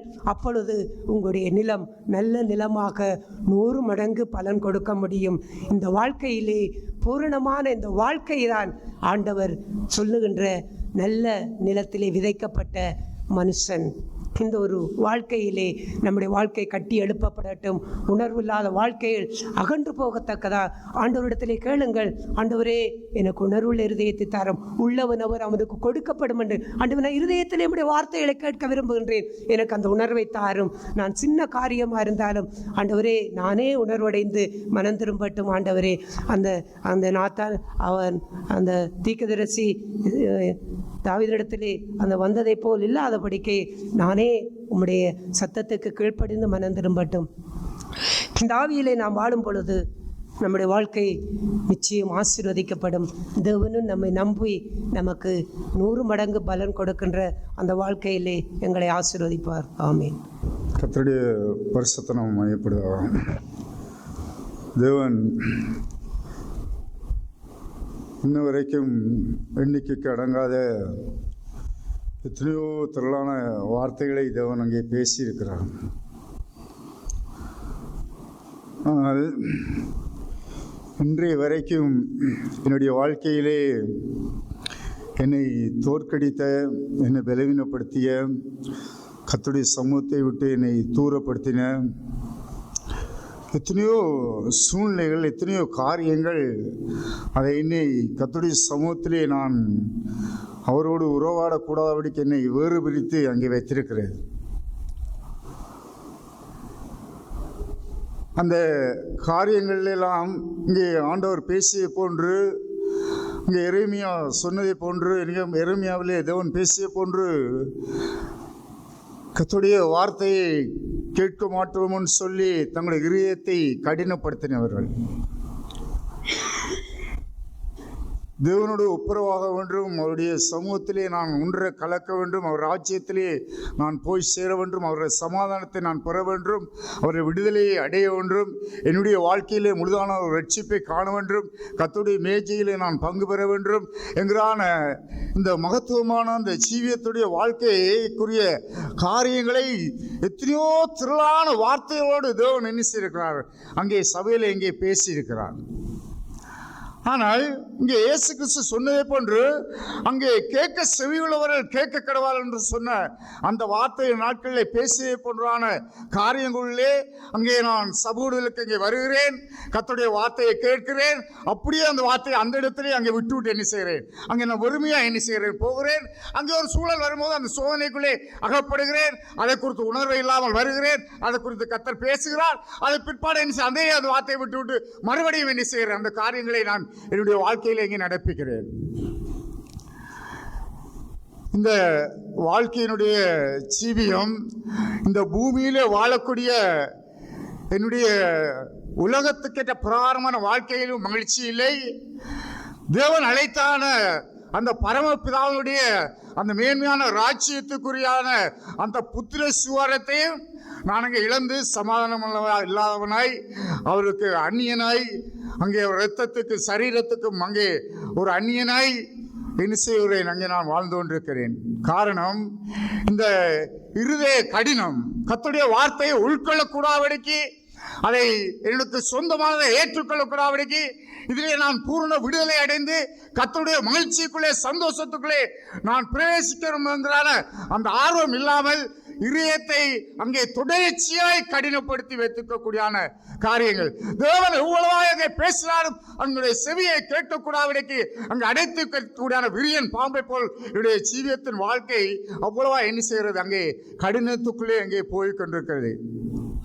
பிரியமானவர்களே, நாட்களிலே தேவனுடைய சமூகத்திலே இன்றைக்கு என்னை குறித்து நான் வைத்திருக்கக்கூடியான ஜீவியம் இல்லை, என்னை குறித்து எண்ணிக்கொண்டிருக்கக்கூடியான காலங்கள், அது கர்த்தருடைய சமூகத்திலே இன்றைக்கு நான் ஒரு புல்லின் பூவை போல உதிர்ந்து விடுவேன்கிறான ஒரு நிலையை தேவனுடைய சமூகத்திலே என்று உணரக்கூடிய ஒரு மனுஷனுடைய ஜீவியத்தில் தான் அவன் இந்த அற்பமான சொற்பமான அந்த வினாடி கொன்ற என்னுடைய உயிர் அது இப்பொழுது என்னுடைய சரீரத்தை விட்டு அங்கே எடுபடுமானால் நான் எங்கே போவேனுங்கிறான அந்த ஆவியை என்ன செய்வான், அனுதினம் வாழ்க்கையிலே இங்கே உணர்ந்து கொண்டிருப்பான். அப்பேற்பட்ட ஆவியிலே அந்த உணர்வை பெற்ற ஜனங்களாக இருக்கக்கூடிய அந்த ஜனங்கள் மாத்திரம்தான் கர்த்தருடைய சமூகத்தில் ஏதோ ஒன்று அங்கே தாவீதை போன்று அங்கே அது துடிக்கக்கூடிய அடிக்கக்கூடியான ஏதோ ஒன்று சம்பவம் அங்கே நடந்தபோது அந்த உணர்வு என்ன செய்யவிடும், அங்கே இதயத்தில் இங்கே வந்துவிடும். ஒரு மனுஷனுக்கு ஏதோ ஒன்று அங்கே விரோதமாக நான் பேசிவிட்டேன், ஏதோ ஒன்றை நான் செய்து விட்டேன் என்கிறான் இருதயம், அங்கே அவனை சமாதானத்தை இழக்க செய்துவிடும். உடனடியாக என்ன செய்ய, நீ போ, அது எதுவானாலும், இந்த வேலையான இந்த காரியமாக இருந்தாலும் அங்கே என்ன செய், உடனடியாக போ, அதை சமாதானம் பண்ணு, அதை ஒப்புரவாகு. இந்த காரியங்களை தாறுமாறாக செய்துவிட்டால் அதை உடனடியாக சரி செய். இது கர்த்தருடைய பரிசுத்த ஆவியானவர் தரக்கூடிய அனுதின அந்த கண்டிப்பு. கர்த்தருடைய சமூகத்திலே தேவனை அதிகமாக ஸ்தோத்திரிக்கிறோம். அப்பேற்பட்ட அந்த மகத்துவமான இந்த பரிசுத்த ஜீவத்துடைய வாழ்க்கையை தேவ ஆவியானவர் பேசக்கூடிய வார்த்தையை சொல்லப்பட்டது போல ஒரு தடவை பேசினால் அது 2 தடவை என்னுடைய இதயத்திலே துணிக்க வேண்டும். அப்பொழுது மாத்திரம்தான் நான் ஆவிக்குரிய ஜீவியத்தை வாழ முடியுங்கிறான அந்த ஜீவியம். நானும் அப்பேற்பட்ட ஒரு ஆவியிலே தான் அங்கே எந்த பாவத்தையும் மூட்டை கட்டி வைத்துக்கொண்டு அடுக்கி அதை அங்கே சுமையாய் தூக்கி தலையிலே சுமந்து அங்கே அப்படியே நான் விழுந்து போகக்கூடாதபடிக்கு அப்பப்போது தேவ சமூகத்திலே அந்த உணர்வை பெற்று அப்பப்போது சரி செய்து அந்த மகத்துவமுள்ள தேவனோடு நான் சமாதானம் பண்ணக்கூடிய அந்த ஆவியை சொந்தத்துக்குள்ளான அந்த மகிழ்ச்சிக்குள்ளே ஜீவிக்க முடியாய் அதிகமாக பிரயாசப்படுறேன். தேவன் நம்மை உதேஸ்வரம். ஆவியானவர் சபையிலே கொடுத்தான வார்த்தை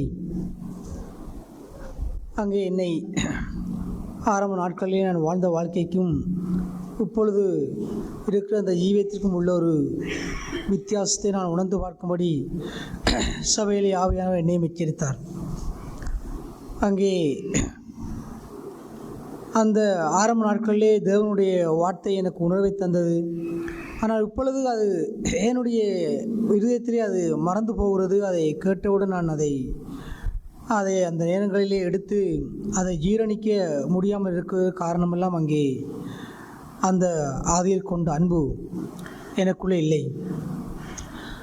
ஏனென்றால் அங்கே ஆதியிலே நான் பட்ட ஓத்திரவங்கள் இயேசு கிறிஸ்துனுடைய சிலுவையினுடைய ஓத்திரவம் எனக்குள் குறைவுபட்டு விட்டது. அதுதான் என்னுடைய வாழ்க்கையிலே நான் கண்டுகொண்ட ஜீவியத்தினுடைய உண்மை. தாவீதுடைய வாழ்க்கையிலும் அதான் நடந்தது. அங்கே ஆரம்ப நாட்களிலே தாவீது தான் யுத்தத்துக்கு செல்ல வேண்டியிருந்தது.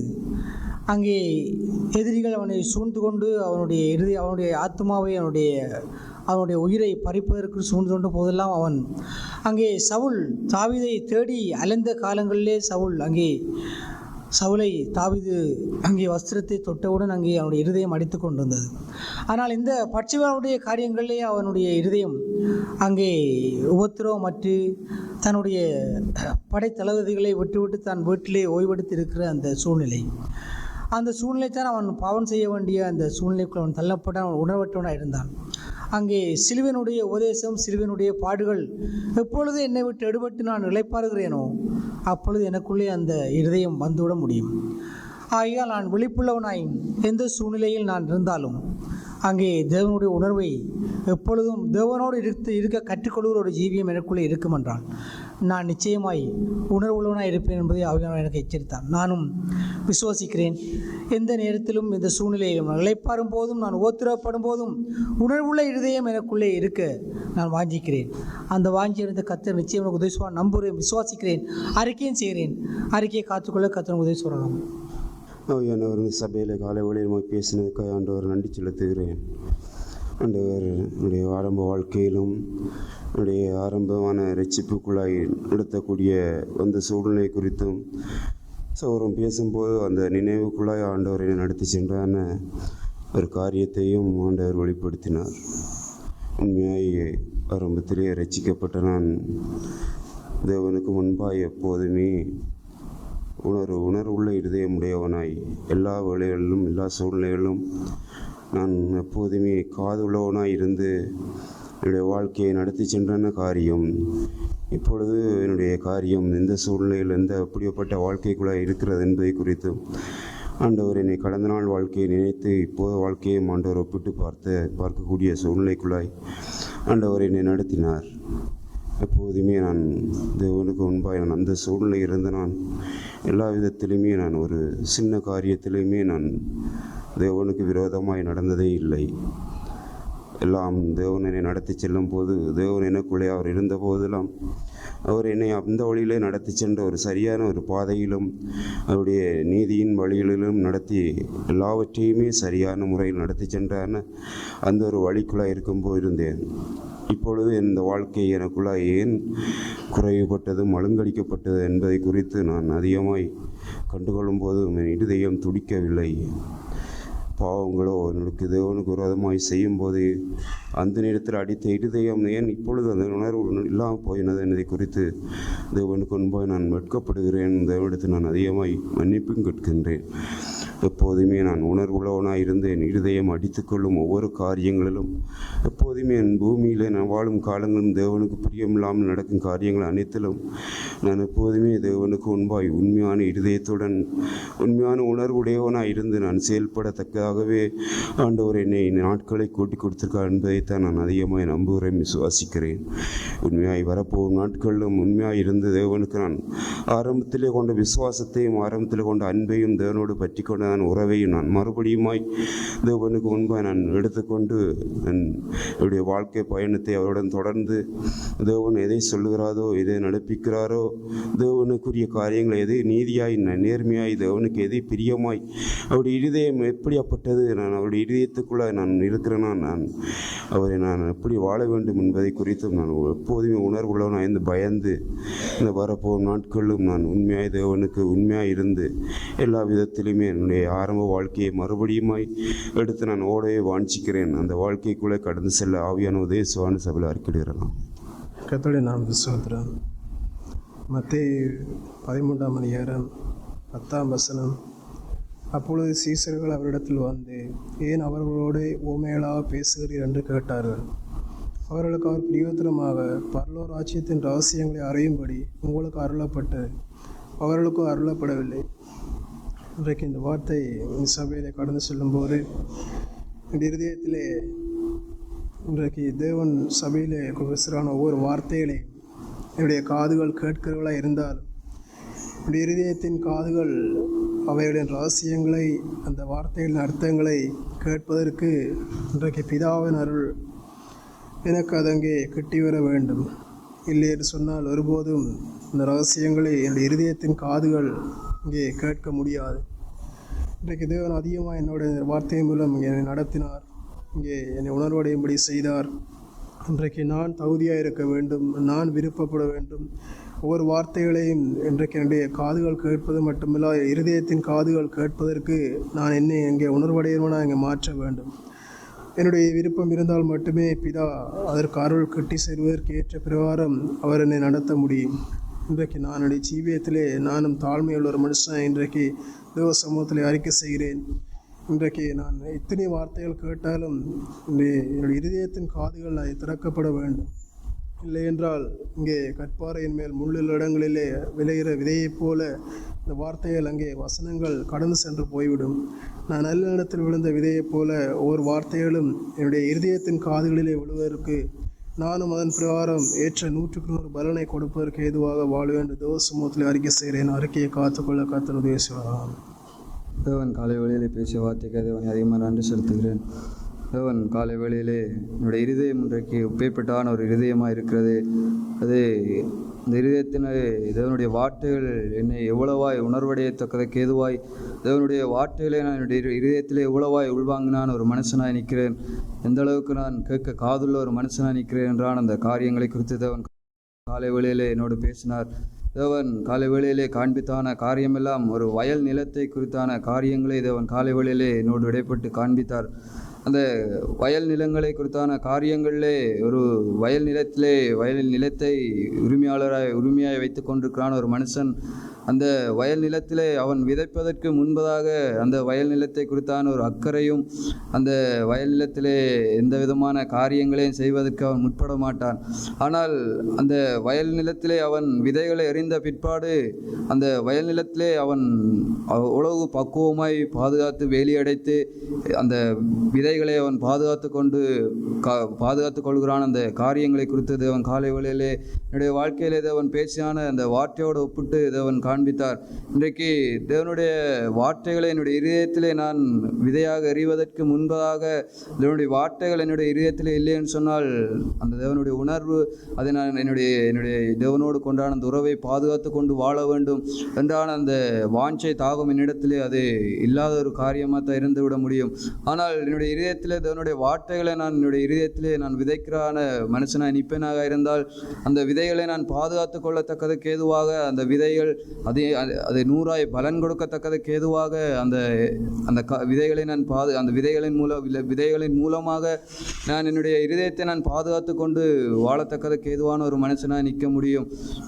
அந்த வயல் நிலங்களிலே அவன் வேலி அடைத்தாலும் சில சூழ்நிலையிலே மாடுகள் அந்த வயல் நிலத்துக்குள்ளே உள்ளே வருவதை போன்று இன்றைக்கு தேவனுடைய வார்த்தைகள் என்னுடைய இதயத்திலே விதையாக இருந்தாலும் அந்த பலவீனங்கள் சூழ்கிறான அந்த வேளையிலே நான் அந்த பலவீனங்களை இவ்வளவா ஜாக்கிரதையாக நான் அதை நோக்கி பார்க்கிறேன்.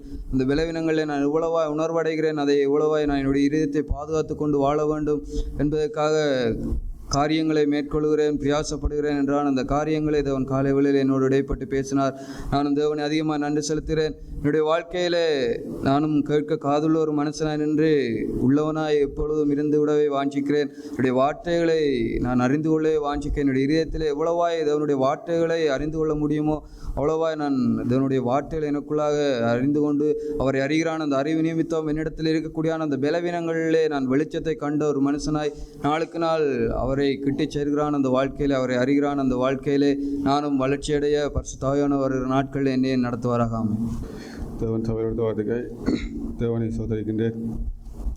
தேவன் தாவீதை குறித்து பேசும்பொழுது தேவன் உணர்த்தி தான் ஒரு காரியமெல்லாம் தாவீது ஒரு ஆரம்ப கட்டத்தில் இருந்த பொழுதெல்லாம் தேவனை சார்ந்திருந்தான வாழ்க்கை, தேவனை நம்பியிருந்தான வாழ்க்கை, தேவனாலே காரியங்கள் கூடும் என்று தேவனை நினைத்து சிறுமை கொண்டான அந்த எண்ணங்கள் இருந்ததினால் தாவீது ஒரு உணர்வுள்ள இதயத்தை தேவன் அன்றைக்கு தாவீதுக்கு கொடுத்திருந்தார்.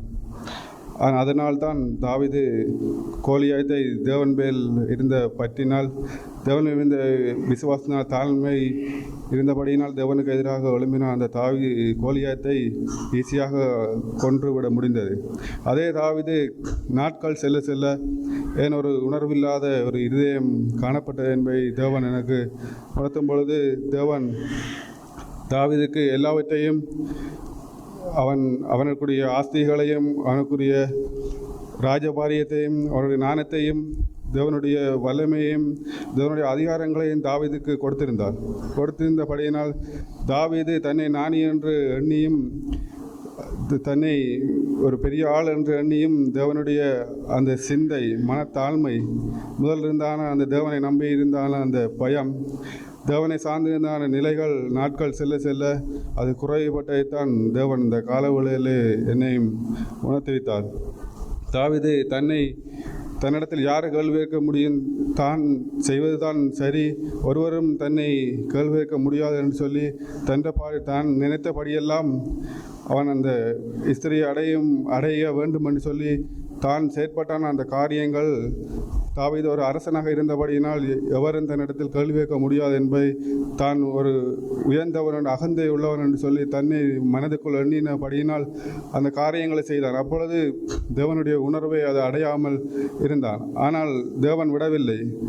தேவன் தாவீது நான் இருக்கின்றேன் கேட்பதற்கான்னு சொல்லி தாவீதுக்கு ஒரு தண்டனையை உண்டு பண்ணி கொடுத்தார். பிற்பாடு தாவீது அந்த காரியத்திலிருந்து தன்னை தாழ்த்தின அந்த நிலைகளில் மறுபடியும் ஒரு உணர்வடைந்தான நிலைகளைத்தான் தேவன் இந்த எனக்கு உணர்வடையும்படி செய்தார். வாழ்க்கையிலும் ஆரம்ப காலத்தில் தேவனை நான் தேட வேண்டும், தேவனை சார்ந்திருக்க வேண்டும் என்ற நிலைகளில் தேவன் அனைத்தையும் தந்த பிற்பாடு நான் என்னை ஞானியாக எண்ணினால் நான் பேசுகிறான அந்த காரியங்கள் சரிதான் என்று சொல்லி நான் எனக்குள்ளே நிதானிக்கின்றான அந்த நிலைகளில் நான் உணர்வடைகிற நிலைகளை மறந்துவிடக்கூடும். அந்த என்னிடத்தில் புத்தி அதிகமாக தேவன் தந்து விட்டார்னு சொல்லி, பணத்தை தந்து விட்டார்னு சொல்லி, பொருளை தந்து விட்டார், ஆட்களை தந்து விட்டார்னு சொல்லி நான் என்னை உயர்வாக எண்ணும் பொழுது தேவனுடைய அந்த தாழ்மை உள்ளான அந்த அகந்தை தான் என்னிடத்தில் காணப்பட முடியும். தேவனுடைய ஆரம்ப கட்டத்திலிருந்து நான் அந்த தாழ்மை இல்லாமல் போகும் பொழுதே அந்த உணர்வு அற்ற நிலைகளைத்தான் நான் காண முடியும் என்பதைத்தான் தேவன் இந்த கால உணர்வடைய முடியும் என்று பேசினார்.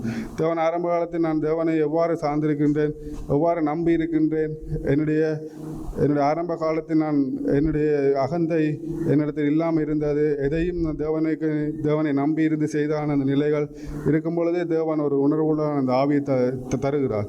பிற்பாடு தேவன் நிறைவாக தரும் பொழுது நான் அதை மறந்தவனாய் ஒரு அகந்தை உள்ளவனாய் செல்லும் பொழுதே தேவன் அந்த காரியங்களில் நான் தேவனுடைய சிந்தனைகள், தேவனுடைய அந்த இருதயத்தில் இருந்து எழும்புகிறான ஒரு உணர்வை மறக்கிறான நிலைகள் காணப்படும் முன்பே தான் தேவன் இந்த காலவெளியை உணர்த்தினார். தாவீதுக்கும் தேவன் பிற்பாடு நான் அதை கேட்பேன் என்று சொல்லி அதை தண்டித்து பிற்பாடு தாவீது அந்த நிலையை உணர்ந்து மறுபடியும் தேவனிடத்தில் உணர்வடையத்தக்கான காரியங்களை நடப்பித்தார்.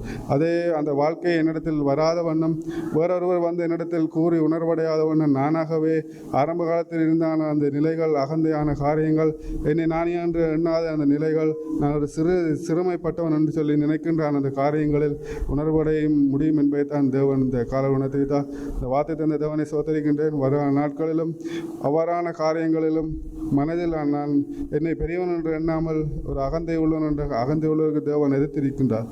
அந்த காரியங்களை நான் இழந்து தேவனுக்காக வாழ தேவனாமே உதவி செய்வார் என்று விசுவாசிக்கின்றேன், நம்பிக்கை அடைக்கின்றேன். தேவனை உதவி செய்வார். அந்த சோத்திரம் தேவன் இந்த காலவேளையிலும் தேவன் இந்த சகோதரம் மூலம் தேவன் பேசின வார்த்தையை காதுள்ளவன் கேட்க கடவன் சொன்ன பிரகாரம் சகோதரன் இந்த காலவேளையிலும் இந்த வார்த்தையை சொல்லும் பொழுது தேவனுடைய வார்த்தையை நாம் இந்த சபையிலே அங்கே என்னுடைய காதால் கேட்டுவிட்டு அங்கே நான் என் இதயத்திலே நான் அதை ஆழமாக பதியாமல் அங்கே வெளியே சென்று விட்டால் அங்கே ஒவ்வொரு சூழ்நிலை வரும்பொழுது அங்கே பாவத்தை ஜெயிக்க முடியாத சூழ்நிலையை நான் அநேக நாளாக கண்டிருக்கிறேன். இன்றைய நாளில் தேவன் இந்த காலவேளையிலும் தேவன் என்னோட பேசினார்.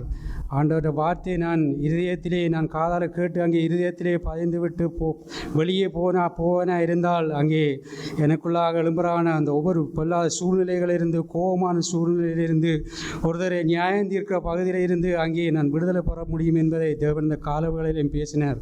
நானும் இனிவர நாட்களையும் இந்த சபையிலே நான் இருக்கும் பொழுது ஆண்டவருடைய வார்த்தையை என்னுடைய காதால் கேட்டுவிட்டு அங்காலே நான் விட்டு போகாதபடி இந்த இருதயத்திலே ஆழமாய் பதிந்து நான் வெளியே எங்கே சென்றாலும் தேவனுடைய வார்த்தை என்னுடைய இருதயத்திலே எந்த நேரம் இருந்தால் நான் ஒவ்வொரு சூழ்நிலை வரும்பொழுது பாவத்தை ஜெயிக்க முடியும் என்பதை தான் இந்த காலவளையிலும் பேசினார். நானும் இனிவர நாட்களையும் அப்பேற்பட்ட ஜீவியத்துக்குள்ளாக தேவன் நடத்துவாராக. நானும் தேவனை ஸ்தோத்தரிக்கிறேன். கர்த்தர் நல்லவர். இன்றைய நாளில் கர்த்தர் என்னோடு பேசினார் நிறைய காரியம். அதாவது ஆராதனை பொழுதுல கூட தேவ சமூகத்தில் காத்திருக்கும்போது ஜெரமியா 2ஆம் அதிகாரத்தில் 13ஆம் வசனம் சொல்லுது, என் ஜனங்கள் 2 தீமைகள் செய்தார்கள், ஜீவத்தண்ணீர் ஊற்றாகி என்னை விட்டுவிட்டார்கள், தண்ணீர் நிற்காத தொட்டிகளாகிய வெடிப்புள்ள தொட்டிகளை தனக்கு வெட்டி கொண்டார்கள் என்று. தேவன் ஏன் பேசினார் என்பது எனக்கு தெரியாது. ஆனாலும் தேவன்கிட்ட கேட்டேன், ஆண்டவரே ஏன் பேசுகிறீங்கன்ட்டு. ஆனாலும் தேவன் சொன்ன காரியம் காதுள்ளவன் கேட்க கடவன் என்று. ஆனாலும் நான் இருதயங்களில் நிறைய காரியங்கள் யோசனை பண்ணினது உண்டு. போராட்டங்கள், கண்ணீர்கள், கவலைகள் மற்றும் இருக்கும்போது தேவன் இந்த வார்த்தையில் பேசினார் என்பதை நான் அறிந்து கொண்டேன். அது மட்டும் இல்லாமல் அந்த காரியங்களை நான் பார்க்கும்போது ஜெரமியா 2ஆம் அதிகாரத்தில் 19ஆம் வசனம், உன் தீமை உன்னை தண்டிக்கும், உன் மாறுபாடுகள் உன்னை தண்டிக்கும், நீ உன் தேவனாய் கர்த்தரை விடுகிறதும், என்னை பற்றும் பயம் உன்னிடத்தில் இல்லாதிருக்கிறதும், என்னை எத்தனை பொல்லாப்பும் கசப்பான காரியம் என்று உணர்ந்துகொள் என்று சேனைகள் கர்த்தராய் ஆண்டவர் சொல்லுகிறார். இந்த வார்த்தை சொல்லும்போது அநேக காரியங்கள் வேதனைப்பட்டது உண்டு. ஆனாலும் தேவன் தாமே எங்களுடைய குற்றங்கள், எங்களுடைய காரியங்களை தேவன் தாமே மன்னிக்கும்படியாக நான் தேவனத்தில் நான் விசுவாசிக்கிறேன். தேவனுக்கு சொந்தம். தேவன் காலை வேளையிலே பேசியான வார்த்தைக்கு தேவனுக்கு நான் நன்றி செலுத்துகிறேன்.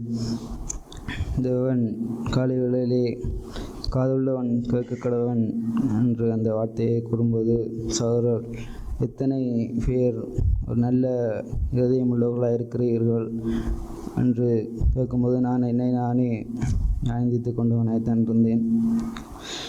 தேவன் காலை வேளையிலே ஒரு வசனத்தை எனக்கு காண்பித்திருந்தால் பவுல் கலாத்தியருக்கு கூறும் பொழுது, ஆவியினாலே ஆரம்பம் பண்ணின நீங்கள் இப்பொழுது மாம்சத்தினாலே முடிவு பெறப்போர்களோ? நீங்கள் இத்தனை புத்தியினரா? இத்தனை பாடுகளையும் வீணாய்ப்பட்டீர்களோ? அவைகள் வீணாய் போயிற்று என்றான அந்த வசனத்தை தேவன் காலை வேளையிலே காட்டிய போதெல்லாம் நான் ரட்சிக்கப்பட்டான் அந்த நாட்களிலே அந்த ஆவியினாலே தேவனுக்குள்ளாக நான் ரட்சிக்கப்பட்ட அந்த நாட்கள், நான் எடுத்தான அந்த தீர்மானங்கள், நான் எடுத்தான அந்த முடிவுகள், அந்த நாட்களில் எவ்வளவு ஒரு விசுவாசமாயும் எவ்வளோ ஒரு நம்பிக்கை நிறைந்த ஒரு மனுஷனாயும் அந்த நாட்களில் காணப்பட்டேன். ஆனால் இன்றைய நாட்களிலே ஒரு சில காரியங்கள் நிமித்தம் அந்த காரியங்களை தேவ ஆவிக்குரிய ஜீவியத்திலே அந்த காரியங்கள் குறைவுபட்ட மனுஷனாய்த்தான் நான் இந்த நாட்களில் நின்று கொண்டிருக்கிறேன். தேவன் பேசிய வார்த்தைக்காய் நான் நன்றி செலுத்துகிறேன். சபையிலே வரலாம், அத்தனை காரியங்கள் செய்யலாம். ஆனாலும் அந்த இரண்டாவதாக கேட்கக்கூடியான அந்த இருதயம் அந்த வார்த்தைகளை கேட்டு அதன்படி நடக்கின்றான் அந்த ஜீவியத்தை தான் நான் வருகின்ற நாட்களில் விரும்புகிறேன். தேவன் காலை வேளையிலே பேசினே போல் அந்த சகோதரன் இளைய குமாரனைப் போல போகிறேன் ஐயா என்று சொல்லிவிட்டு போகாதபடி நிற்கிற மனுஷனாய்த்தான் நான் காணப்படுவதை நான் மிகவும் வருத்தப்படுகிறேன். அனைவரும் நாட்களிலும் தேவன் காண்பிக்கிறான் அந்த பாதைகளிலே தேவன் பேசுகிறான் அந்த வார்த்தைகளை நான் உணர்வு உள்ளவனாய் என்னுடைய இருதயத்திலே ஏற்றுக்கொண்டு தேவனை வருகின்ற நாட்களிலும் தேவனை மகிமைப்படுத்தி அவளையை வாஞ்சிக்கின்றேன். தேவனுடைய நாம ஸ்தோத்திரம். இனி ஒரு நாட்களிலும் தேவன் தாமே கூட இருந்து என்னையும் நடத்துவார் என்று விசுவாசிக்கிறேன்.